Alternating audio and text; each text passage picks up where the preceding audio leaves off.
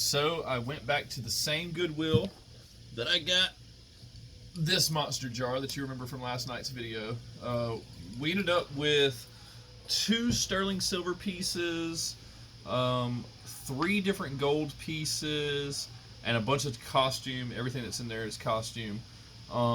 Went back this morning and they had this one, so we bought that one yesterday for 80 bucks, and we're up to about $135 in proven value. And what I determine proven value is what I know will sell. The other stuff is extra. So $45.94 for this one, which is about half the size of that one. But right off the top, there is some gold right in there. So I saw the 14 karat gold. I figure if I'm going to make another risk, let's risk it on the one that we can see the gold. So we did that one. So we're going to cut into this thing now. They just tape the tops there just to keep everything kind of, I guess, in there. And of course, so you can't look in it. And we're just going to see what we find in here today. Of course, non-refundable. You can't be taking it back to the Goodwill to get a refund. Yesterday's video was kind of weird too. I didn't have enough memory on my phone, and I also had a low battery, so I've got 2 videos into one. I'm not big into editing. I like to try to give you as much info as I can in the shortest amount of time. So again, tools of the trade, Jeweler's Loupe, L-O-U-P-E. I have this one's a 40 times, which is pretty good. Usually you just need 10 times, but my eyes are not the best. It does have a built-in light, and that's to look at the markings, identify them, and of course, a digital scale, which you can find at your local smoke shop if you have one of those. If not, gas stations sometimes have them. First thing out is going to be a seashell necklace. Couple of bucks, maybe. We do have a real nice Timex right here, and this is a newer or an older Timex square face. I can put a battery in that and get anywhere from 10 to 20, depends on what that model's selling for. I do have the tools to do the battery swap. Maybe we'll do a video one day on how to do that. It's pretty simple. Tools are pretty simple. Here's a little dolphin bracelet costume. Here's another older Timex. This one is water resistant, and this one's from like the 60s or 70s. That's your everyday grandmother watch. Another probably $10 watch. Costume necklace. Oh, those are interesting. I saw these floating around the top. These elephant earrings. Kind of cool. They're not real gold. They're costume, but I can probably sell these because they're elephants for like 10 or 15 bucks. I don't think they're silver or gold at all. We will test them because we test everything that looks, but I don't think it is. Another little costume piece. Oh, that's nice. There's a real nice sterling ring. That's pretty nice. That's probably 25, 30 bucks just as a nice vintage ring. I'm not sure about that stone. I'll have to identify that later, but that's a nice ring. Cool. I didn't even see that floating in there, so that's a nice bonus. Here we go. Wow, another nice sterling piece. This is really interesting. The bracelet is marked 925, and it has all of these, looks like little bags hanging off of it, kind of oriental. I'll have to test them because they're not marked. But worst case scenario, this bracelet, you see that clasp? That's an S clasp. It's a little older. That's probably 15, 20 bucks for the bracelet, so that's cool. All right, not a bad one. That one's missing a bead, so that's just junk. Now, what you can do with some of the junk jewelry, things that aren't marked, that are just metal or plastic, you can sell them as like an arts and crafts lot. People that do picture frames, they'll break them apart and stick them on the picture frame. Other creative things that you can do. Here's a neat little bracelet, if you will. We still haven't gotten to the gold, and we found some silver right off the bat. That's really exciting. Oh, wow. These are nice.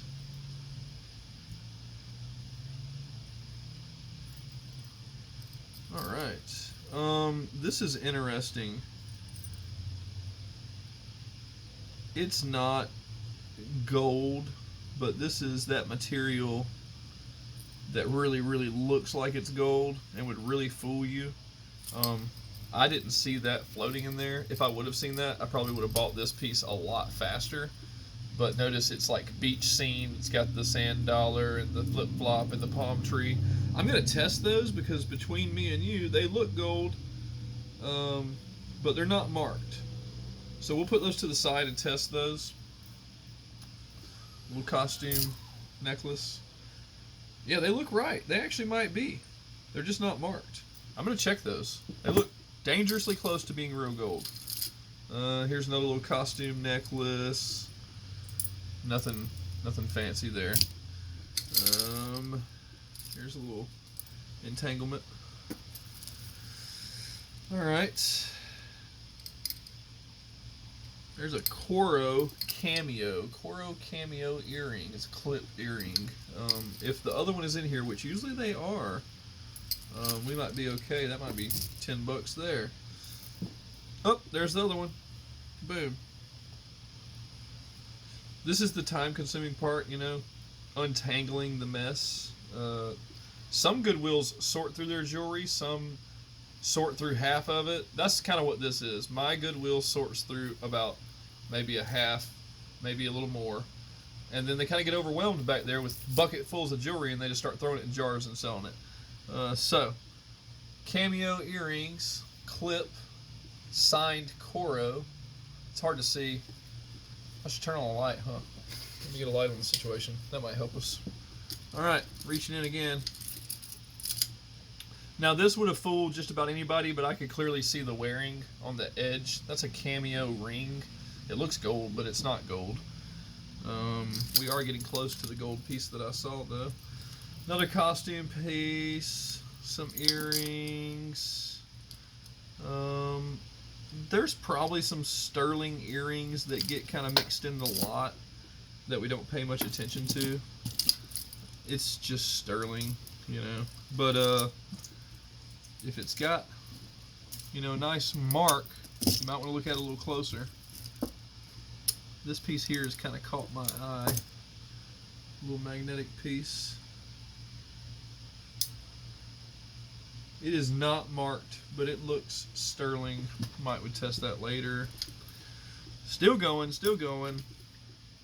A little scarf clip. If you see that little clip on the back, that's a scarf clip. Jesus is the reason for the season. And this is a little pin, little porcelain pin in the box. That's kind of neat. Oh, there's our gold piece. All right, so this is 14 karat gold. And I was hoping it was solid. I couldn't tell. It's hollow. And unfortunately for us, that means it's worth less. But it is 1.4 grams 14 karat, which I believe is about $30. So $30 worth of gold right there. And we already found a piece of silver, and we got the signed cameo earrings. So we're not doing horrible on this. Again, I play these jars like someone would play the lottery. So if you go in with $100 and you win 120, put 20 in your pocket and leave, and it's a win. Well, with these, I like to add up the total. So my first jar, which there's a video on here, was a big box, and I think it was $125. I think I made a little over $1,000 on that first initial investment. So that puts me ahead of the game by like $900. So I could buy like, what, 9 more of these. Not a bad deal. If you think of it like that, it'll hurt less when you lose. Still digging. Costume. This is an interesting material. It's kind of like abalone, but it's yellow. Bracelet. And I don't know, it just caught my eye. So that's going to slow me down a little bit looking at that. Put that to the side to be checked out a little bit later. This here, some sort of silver tone necklace, not marked. Again, some markings to look for on silver items: 925 or 99 or 89, sometimes 90. Markings like that will be silver. There's another one of those bracelets. And another one. So they must not be that special. There's 3 in one jar, right? Gold, 14 karat, 785, 585, 10 karat. Silver sometimes will have STR or STER. Sometimes it'll just say sterling. Sterling is 92.5% silver, so it's not 100% silver. 14 karat gold is like 58% silver. So again, when you're looking at gold value, be sure you specify your carat and your percent. More costume.